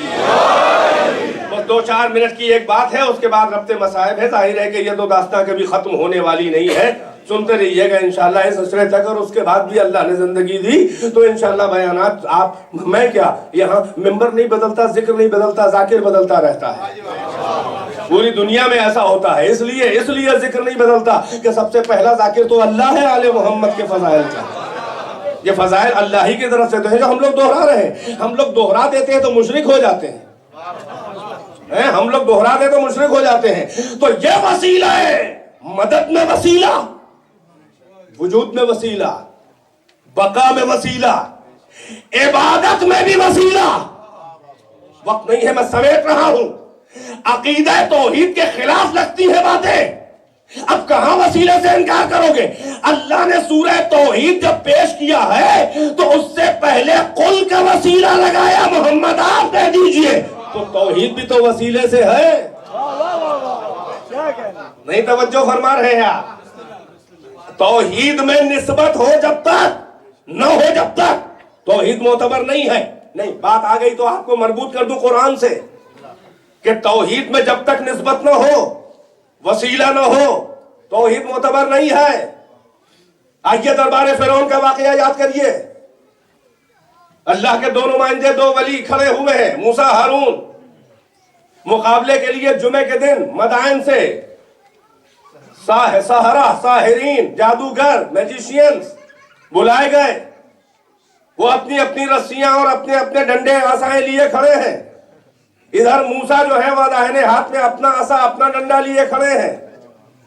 وَأَنَا رَبُّكُمُ الْأَعْلَىٰ کے نشے میں چور، فرعون، مقابلہ ہو شروع۔ ساحروں نے پوچھا آپ پہلے ڈالیں گے، اپنے کرتب دکھائیں گے، اپنا جادو، اپنا کمال، یا ہم دکھائیں؟ موسیٰ نے کہا بل انتم ملقون، پہلے تم حضرتیں نکال لو۔ قرآن کا واقعہ ہے، سورہ طٰہٰ میں بھی اور کئی جگہ اس کو بیان کیا ہے اللہ نے کہ ساحروں نے اپنی رسیاں اور اپنے ڈنڈے ڈالنے شروع کیے، وہ سارے کے سارے سانپ بن گئے، اژدہے بن گئے، اور دربار فرعون جو ہے وہ سانپوں کا لہریں لیتا ہوا ایک بحر موّاج کہ ہر طرف جو ہے وہ خوف کا ماحول ہے، اور فرعون بھی لرزہ بر اندام ہے، گھبرایا ہوا ہے کہ اور ساحر کھڑے مسکرا رہے ہیں۔ ادھر اللہ نے فوراً ہاٹ لائن پہ پیغام آیا کہ الق ما یفی یمینے کا تلقف ما صنعوا، اے موسیٰ جو تمہارے داہنے ہاتھ میں ہے تمہارا عصا ڈنڈا، اس کو ڈال دو، یہ سارے ان کے کرتب نکل جائے گا۔ فَأَلْقَاهُ فَإِذَا هِيَ ثُعْبَانٌ مُبِينٌ، موسیٰ نے جیسے ہی اپنے عصا کو ڈالا، یہ سب سے بڑا کھلا بڑا سا اژدہا، سب سے بڑا سانپ بن گیا، اور اس کے بعد ان کے ساحروں کے جتنے بھی کرتب چھوٹے بڑے سانپ تھے سب کو وہ ہڑپ لے گیا، نگل گیا۔ اب فقط بچا عصائے موسیٰ جو اژدہا بن چکا تھا۔ فرعون بھی گھبرایا ہوا ہے اور موسیٰ ہارون بھی دیکھ رہے ہیں اب اپنے کمال کو، مگر قرآن بتا رہا ہے کہ رد عمل ساحروں جادوگروں پہ کیا ہوا؟ بھائی وہ اب تک کے تو مسکرا رہے تھے، جیسے ہی عصائے موسیٰ نے ان کے جادو کرتبوں کو نگلا، قرآن کہہ رہا ہے فَأُلْقِيَ السَّحَرَةُ سَاجِدِينَ قَالُوا آمَنَّا بِرَبِّ الْعَالَمِينَ رَبِّ مُوسَىٰ وَهَارُونَ۔ اب اب تک کے ساحر اللہ کو نہیں مان رہے تھے، اب تک کہ فرعون کو اپنا رب مان رہے تھے۔ جیسے ہی موسیٰ اور ہارون کا کمال دیکھا متاثر ہوئے، ان کی حقانیت دیکھی، قرآن کہہ رہا ہے فَأُلْقِيَ السَّحَرَةُ، سب کے سب ساحر سجدے میں گر گئے۔ قَالُوا آمَنَّا بِرَبِّ الْعَالَمِينَ، انہوں نے کہا سب نے مل کے ہم رب العالمین پہ ایمان لائے۔ قَالُوا آمَنَّا بِرَبِّ الْعَالَمِينَ، ہم رب العالمین پہ ایمان لائے۔ مگر یہاں پہ ٹھہرے نہیں رہے، فوراً کہا کون رب العالمین؟ رب موسیٰ و ہارون۔ بھائی بیدار رہیے گا، میری بات تمام ہے۔ کون رب العالمین؟ جو موسیٰ ہارون کا رب ہے۔ توجہ کا طالب ہوں، ہم پہ یہ بھی ایک الزام ہے کہ آپ کلمہ بڑھا دیتے ہیں، آپ کلمہ بڑھا دیتے ہیں۔ میں کہوں گا جی نہیں، ہم کلمہ بڑھا نہیں دیتے، آپ کلمہ گھٹا دیتے ہیں۔ کہتے قرآن میں اپنے تینوں کلمے دکھائیے، ہم نے کہا یہیں پر تینوں کلمے موجود ہیں۔ میں توجہ کا طالب ہوں۔ کون کہے ان ساحروں سے کہ تم نے سجدہ رب العالمین تو کر لیا، بس اتنا کہو کہ آمنا برب العالمین؟ کیوں نہیں ٹھہر گئے؟ تو ساحروں کی آواز آئے گی کہ اگر ہم رب العالمین کہہ کے سجدے سے سر اٹھا دیتے تو کر فرعون ہمارے اس کلمے اور سجدے کو یہ ٹویسٹ کرتا، یہ کہتا کہ رب العالمین ہم ہیں، ہمارا سجدہ کر رہے ہیں ساحر۔ بہت خاص توجہ۔ اب توحید بھائی دیکھیں، ابھی نری کھری توحید ہے بغیر وسیلے کی۔ ارے بھائی کیا سن رہا ہے میرا مجمع؟ ابھی خالص توحید ہے بغیر وسیلے کی، یہ توحید ہے آمنا برب العالمین۔ مگر اگر اتنا کہہ کے ٹھہر جاتے تو اس توحید خالص میں امکان شرک تھا۔ میری بات شاید واضح نہیں ہو رہی میرے مجمع کے اوپر، اس لیے کہ فرعون کہہ سکتا تھا، اس لیے کہ ان کی نیت کہے گی نا کہ سجدہ اللہ کا، مگر فرعون تو بعد میں اسے گھما سکتا تھا کہ میں رب العالمین ہوں، میں ہی تو ہوں، میرا دعویٰ ہے، یہ میرا سجدہ تھا۔ تو موسیٰ اور ہارون اللہ کے نمائندے ہیں، توجہ ہے کہ نہیں ہے؟ اور ساحر اتنا تو جانتے ہیں کہ جھگڑا کاہے کا ہے، توجہ ہے کہ نہیں ہے؟ ہمارا جھگڑا جس کا اللہ سے ہوتا ہے وہ اللہ کے خلیفہ سے آ کے جھگڑا کرتا ہے۔ ساحر جانتے تھے کہ موسیٰ اور ہارون سے فرعون کا یہی تو اختلاف ہے کہ وہ کہتا ہے میں رب، یہ کہتے ہیں تو نہیں، تیرا میرا کائنات کا وہ رب۔ لہذا رب العالمین کے آگے ساحروں نے کیا لگایا کہ رب موسیٰ و ہارون۔ اے فرعون تو نہیں رب العالمین، بلکہ جو موسیٰ کا رب ہے، جو ہارون کا رب ہے۔ اس کا مطلب یہ ہے کہ نسبتیں اور وسیلوں سے شرک نہیں ہوتا، بلکہ معتبر وسیلے سے توحید اور مضبوط ہو جاتی ہے۔ صلوات علی محمد و آل محمد۔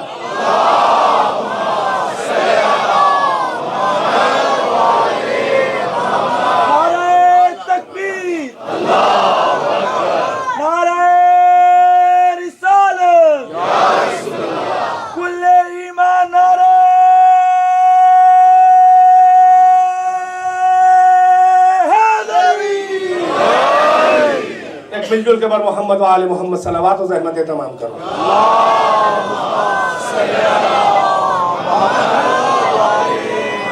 توحید میں بھی وسیلہ قرآن بتا رہا ہے کہ جادوگر کہہ رہے ہیں کہ آمنا برب العالمین، رب موسیٰ و ہارون۔ یعنی اگر اللہ کے معتبر بندوں سے توحید کا وسیلہ نسبت دے دی جائے تو کوئی امکان شرک نہیں ہے، توحید اور مضبوط ہو جاتی ہے۔ اس کا مطلب، اور رب العالمین کے بعد رب موسیٰ کہنا یعنی رب العالمین کے لفظ کو اعتبار دے رہا ہے رب موسیٰ رب ہارون۔ توجہ ہے کہ نہیں ہے؟ یعنی اللہ کا قرآن میں ایک نام یہ بھی ہے کہ وہ رب موسیٰ رب ہارون ہے۔ تو ساحر کہے رب موسیٰ تو توہین نہیں ہے، شرک نہیں ہے، اور ہم کہیں کہ اللہم یا رب محمد یا رب علی، اللہ کا اس سے بڑا نام یہ ہے کہ وہ رب محمد ہے، وہ رب علی ہے۔ اگر علی اور محمد کے وسیلے سے اللہ کو پہچانا جائے گا تو توحید اور مضبوط ہو جائے گی. کہاں تک فرار کرو گے نسبتوں سے؟ اللہ نے اپنی عبادت میں بھی وسیلہ بنایا، ورنہ تشہد میں آل محمد پہ صلوات واجب نہ ہوتی. ختم کر دی بات.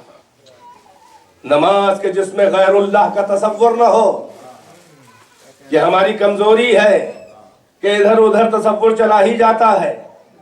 اگر بے اختیاری میں تصور جائے تو اللہ معاف کرتا ہے، اور اگر کوئی جان بوجھ کے غیر اللہ کا تصور قرآن میں کرے، وہ نماز میں کرے. پڑھ رہے ہیں نماز، سوچ رہے ہیں چندے کے بارے میں. پڑھ رہے ہیں نماز، سوچ رہے ہیں جاب کے بارے میں. پڑھ کر رہے ہیں سجدہ اور ذہن میں گھر کی الجھنیں ہیں. یہ بات اور ہے کہ بہت روکنے کے بعد بھی بے اختیار آ ہی جائیں گی. اللہ کہتا ہے جا معاف کیا. تمہارا سجدہ کہاں وہ سجدہ ہے کہ جس پہ ہمیں ناز ہے؟ اس سجدے کا تو تجھے فائدہ ہے، ہم سے کیا مطلب؟ وہ اور سجدے ہیں میرے معتبر کے جن کو مجھ پہ ناز ہے، جن پر مجھے ناز ہے اور جنہیں مجھ پر ناز ہے. مگر نماز میں آپ دیکھیں کسی غیر کا تصور آئے تو نماز باطل، جان بوجھ کے آئے تو باطل، اور آ جائے تو اللہ معاف کرے. اسی نماز میں اللہ کہتا ہے کہ میرے کلمے کے بعد فوراً کہو تشہد میں اللہم صلی علی محمد وآل محمد. بھائی نماز میں جب درود پڑھو گے محمد آل محمد پہ تو تصور محمد و آل محمد آیا کہ نہیں آیا؟ ہے عبادت پروردگار مگر تصور آل محمد میں پڑھی جا رہی. کسی ملا میں دم ہو تو کہے یہ شرک ہے. تو نماز میں تو وسیلہ بنے ہوئے ہیں. کسی اور کا تصور آئے تو نماز باطل. عجب منزل ہے بھائی، توجہ ہے کہ نہیں ہے؟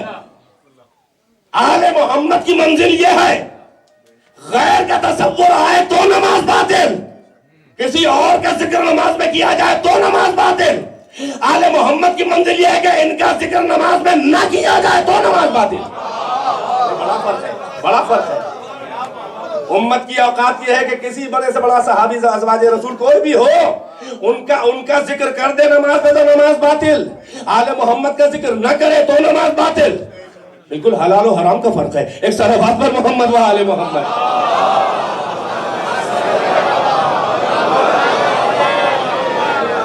میں غلط تو نہیں کہہ رہا ہوں. کسی اور کا ذکر کرو تو حرام، آل محمد کا ذکر ترک کر دو تو حرام ہے کہ نہیں ہے؟ تو حلال و حرام کا فرق ہوا کہ نہیں دونوں ذکر میں؟ تو اللہ کی نماز جس ذکر سے قبول ہو، اگر وہ ذکر ہم ممبروں سے کریں تو کہاں سے غلط ہے؟ اس ذکر کے بغیر تیری بندگی قبول نہیں ہے، اس لیے کہ یہی وسیلہ وجود ہے، یہی وسیلہ عبادت ہے. اسی لیے آل محمد نے فخر کہا کہ سبحنا فسبحت الملائکہ، ہم نے تسبیح کی تو ملائکہ کو تسبیح کا سلیقہ آیا. لولانا ما عرف الرحمن، اگر ہم نہ ہوتے تو رحمان کی معرفت نہ ہوتی. لولانا ما عبد الرحمن، اگر ہم محمد و آل محمد نہ ہوتے تو رحمان کی پرستش نہ ہوتی. وہ ہوتا مگر عبادت نہ ہوتی. تو جب ان کے وسیلے سے عبادت ہے تو ہر عبادت سے پہلے بھی اور بعد بھی ان کا ذکر کرو تاکہ حق ادا ہو جائے. بس عزیزو، یہی آل محمد کی پہچان ہے کہ ان کا ذکر نہ کیا جائے تو اللہ ناراض، بلکہ ان کا ذکر ہی تو اللہ کا ذکر ہے.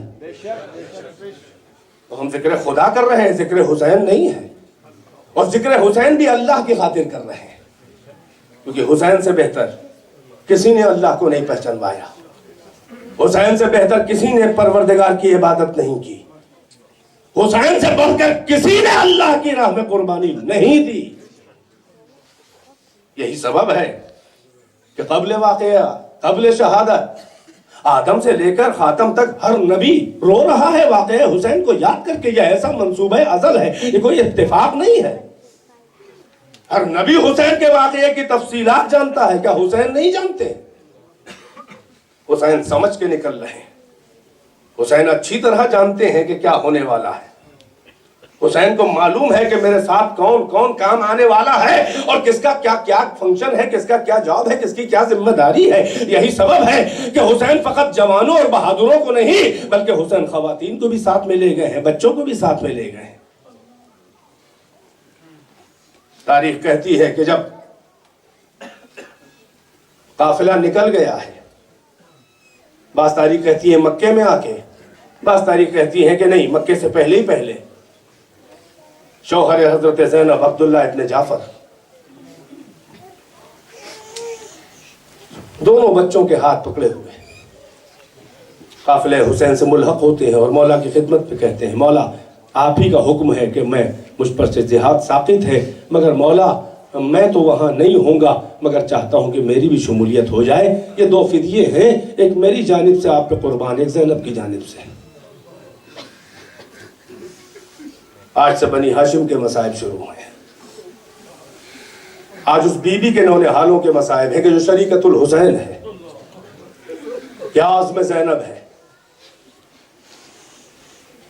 عبداللہ ابن عباس سے مکے میں روک رہے ہیں امام حسین کو، امام حسین کہہ رہے ہیں کہ نہیں، مجھے جانا ہے، مجھے نانا کا حکم ہے، مجھے معلوم ہے کہ میری کیا ذمہ داری ہے، اس لیے کہ نانا نے حکم فرمایا ہے کہ شاء اللہ یراک قتیلا، اللہ کی مشیت یہ ہے کہ اس کا دین جب بچے گا جب تم کو قتل ہوتا ہوا دیکھے۔ تو کہا مولا اگر آپ یہ فیصلہ کر چکے ہیں، آپ امام ہیں، آپ رازدار خدا ہیں، تو مولا آپ جا رہے ہیں اور یہ سفر بخیر ہو، مگر اس کا انجام خیر نظر نہیں آ رہا ہے۔ اے مولا اگر آپ جانے پر کمر باندھ چکے ہیں تو کم سے کم ان نبی زادیوں کو، ان صاحب تطہیر، ان خواتین کو، ان علی کی بیٹیوں اور بہووں کو تو نہ ساتھ میں لے جائیں، نہ جانے کیا انجام ہو۔ حسین نے کہا نہیں، ان کے لے جانے کا بھی مجھے حکم ہے۔ شاء اللہ یراہن سبایا، اللہ کی مشیت یہ ہے کہ ان کو قید ہوتا ہوا دیکھے، اللہ کے دین کی میرے مقصد کی ترویج یہی اسیر تو کریں گے، ورنہ کربلا سے میں کہاں کہاں پیغام پہنچاؤں گا، کوفہ و شام میں یہ اسیر ہو کر میرا مقصد پہنچائیں گے۔ دشمن سمجھے گا کہ ہم ذلیل کر رہے ہیں، مگر مشیت مسکرائے گی کہ پیغام اسی بہانے پہنچ رہا ہے۔ مگر زینب کی یہ روایت کے فکر ہے کہ زینب کی کان میں جیسے ہی عبداللہ ابن عباس کی آواز پہنچی کہ مولا کم سے کم زینب کو تو نہ لے جائیے۔ محمل سے زینب نے پکار کے کہا کہ اے عبداللہ ابن عباس خاموش ہو جاؤ، میں حسین کو کسی حالت میں بھی چھوڑ نہیں سکتی۔ یہ وہ بی بی ہے، بس ازادارو وقت نہیں ہے، میں چاہتا ہوں کہ بس آپ ان شہزادوں پہ رو لیں، یعنی اس ماں کے بچے ہیں یہ کہ جو حسین پہ روتی رہی۔ شب عاشور کے مناظر میں لکھا ہوا ہے کہ ہر بی بی جو ہے وہ قربانی آل محمد کے لیے، حسین پہ نچھاور کرنے کے لیے اپنے اپنے فدیے تیار کر رہی ہیں۔ ام فروہ قاسم کو سمجھا رہی ہیں، داد شجاعت جوش شجاعت دلا رہی ہیں، ایک خیمے میں رواب جھولا جھلا رہی ہے شیرخوار کو، یہ کہہ رہی ہے کہ ایسا نہ ہو کہ نصرت حسین میں کوئی کمی رہ جائے تو مجھ پر الزام آئے گا، میں معصوم نہیں ہوں۔ ایک خیمے میں زینب اپنے دونوں نوجوانوں کو، کبھی حیدر کرار کے واقعات، کبھی جعفر طیار کے واقعات، تاریخ کہتی ہے کہ دونوں اون و محمد یہ جمع جب زینب جوش شجاعت دلاتی تھیں تو تلواروں کو ٹیک ٹیک کے سینے ابھار کے کہتے تھے بس کیجئے اماں، صبح ہونے دیجئے، اجازت دلوا دیجئے گا۔ اصحاب کے لاشیں آ رہے ہیں، اب اہل بیت کے جوانوں کے لاشیں آنے لگے، اولاد مسلم، اولاد عقیل، اولاد جعفر۔ اب یہ اون محمد ایک بار آگے بڑھتے ہیں اور حضرت عباس کی خدمت میں آتے ہیں۔ دیکھیے حسین جو ہے وہ بڑے ماموں ہیں،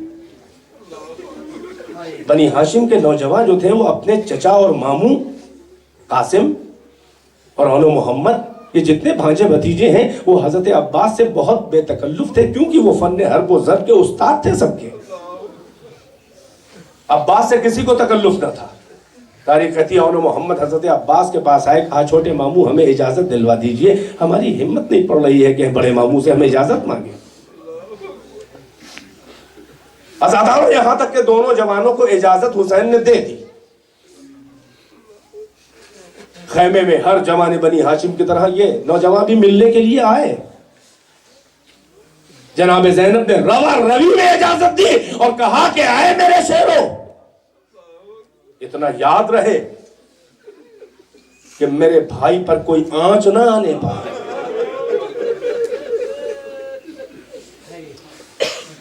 دونوں جوان گھوڑے کو مہمیز کر کے بزرگوں کو سلام کرتے ہوئے، حسین کو ادب سے دستے ادب جوڑ کے سلام کرتے ہوئے بڑھے۔ مجھے جنگ نہیں پڑھنی ہے، مگر تاریخ کہتی ہے کہ دونوں شیروں نے سمتیں الگ کر لی۔ ایک میمنے کی طرف حملہ کر رہا تھا تو ایک میسرے کی طرف، اور جوش جنگ میں لڑتے لڑتے دونوں قلب لشکر میں در آتے تھے اور ایک دوسرے کو دیکھ کے مسکراتے تھے اور شاباشی دیتے تھے، پھر فوجوں پہ ٹوٹ پڑتے تھے۔ یہاں تک کہ یہ روایت کہتی ہے نامہ نگار یہ کہتے ہیں فوج یزید کے بھی کہ جوش جنگ میں اتنا آگے بڑھ گئے کہ عمر ابن سعد کے خیمے کے باہر تلواروں کی نوکیں زمین پہ رکھ کے کہنے لگے، او عمر ابن سعد، کیا تم میرے ماموں کو تنہا و بے کس سمجھا ہے؟ کیا تو سمجھا ہے کوئی مددگار نہیں ہے؟ ارے ہے اگر مرد و جنگجو تو خیمے سے باہر نکل، ابھی بتاتا ہوں کہ کیسے حیدر کرار جنگ کرتے تھے، کیسے جعفر طیار جنگ کرتے تھے۔ عزاداروں، یہ وہ نواسے ہیں کہ جن کو دو طرف سے وراثت ملی ہے علمبرداری کی، نانا بھی علمبردار اسلام اور دادا بھی لشکر اسلام کا علمبردار جعفر طیار رہے ہیں، لہٰذا یہ حملے کر رہے ہیں کہ روایت کہتی ہے کہ فضہ در خیمہ پہ کھڑی، یہ منظر زینب کے دونوں شیروں کے دیکھ رہی تھی کہ ایک بار فضہ جلدی سے خیمے کے اندر گئی، کہنے لگی اے ثانیہ زہرا مبارک ہو۔ کہا کیا مبارک ہو؟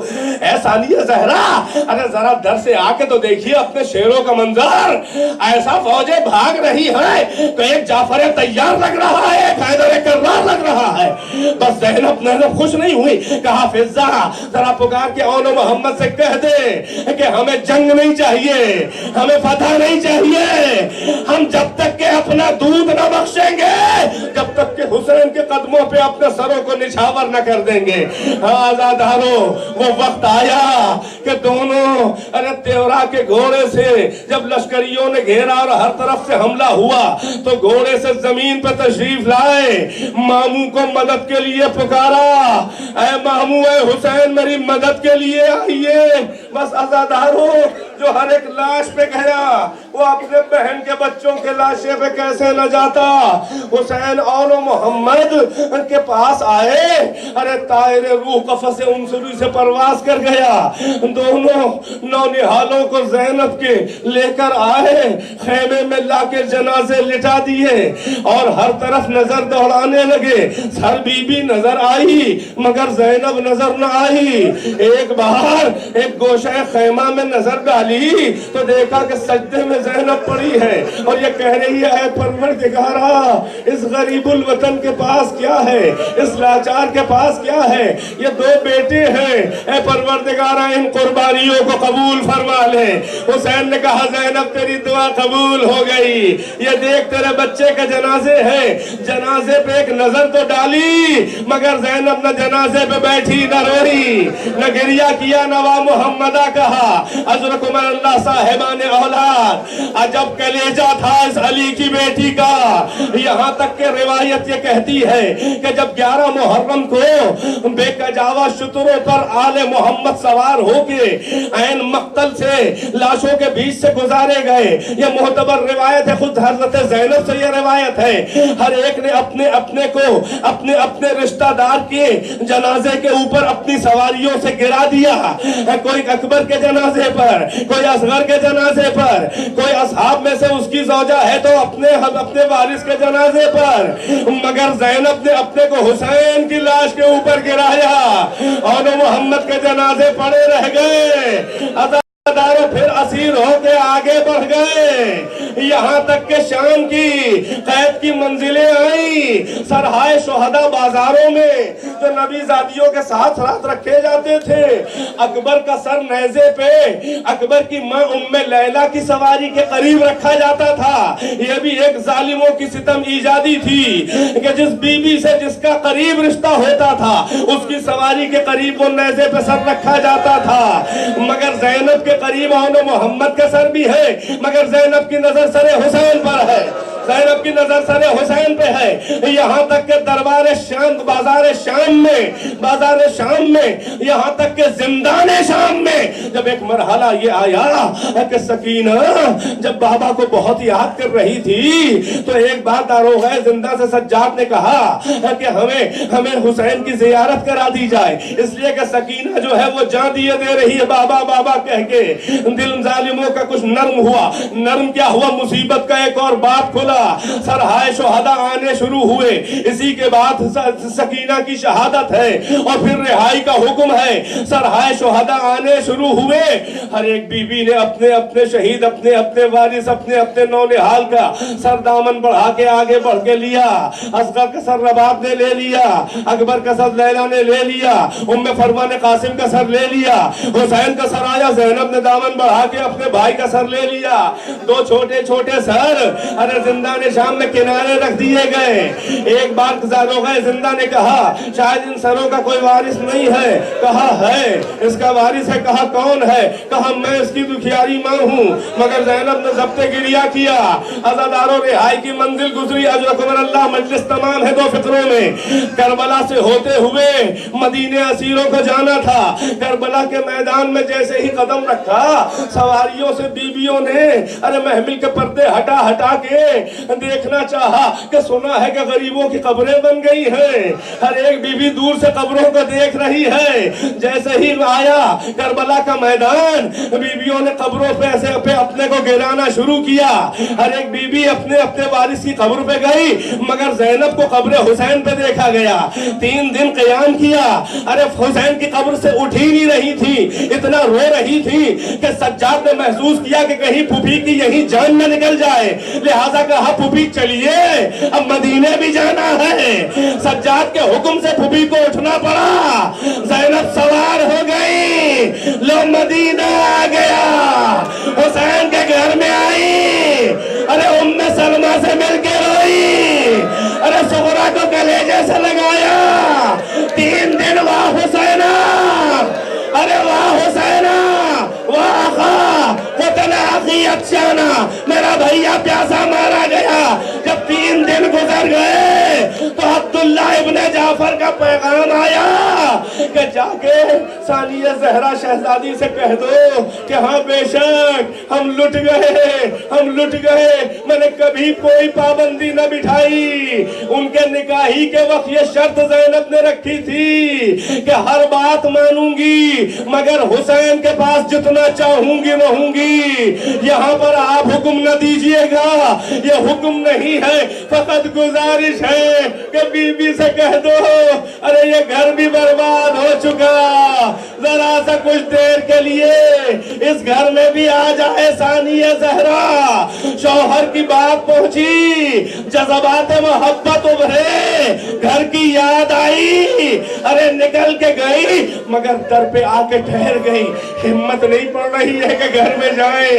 ایک بار گھر میں داخل ہوئی، دیکھا بیمار بستر پہ پڑا ہوا ہے، جاروب اٹھا کے گھر میں جھاڑو دینا شروع کی۔ عبداللہ ایک بار چونکے، دیکھا کوئی جھاڑو دے رہا ہے، کہا او کنیز خدا یہ غضب نہ کر، اس گھر میں جھاڑو نہ دے، جب سے ثانیہ زہرا اور محمد گئے ہیں اس کے گھر ویران ہے، یہاں جھاڑو کبھی نہیں دی گئی۔ زینب کی عدم موجودگی میں اس گھر کو صاف سنوارنا۔ ارے زینب آ کے کھڑی ہوئی، اے وارث، ارے میں ہی زینب ہوں، ارے اپنی زوجہ کو نہ پہچانا۔ ایک جملہ عبداللہ نے کہا، بی بی کیسے پہچانوں، جب گئی تھی تو ایک بال بھی سفید نہ تھا، آئی ہو تو ایک بال بھی کالا نہیں ہے۔ بس عزاداروں بچوں کی یاد آئی، حجرے میں گئی، 2 مسلح نظر آئے، ارے زینب کے جذبات مامتا اگلے، ارے میرے بچوں اپنی ماں کو معاف کرنا، میں نے تمہیں دل بھر کے روئی نہیں، اے میرے نونہالوں، ارے ماں تجھ پہ دل بھر کے رونا پائی، دل بھرا سر پیٹا، واہ محمدہ، واہ میرے شیروں، تم نے ماں کو سرخرو کر دیا۔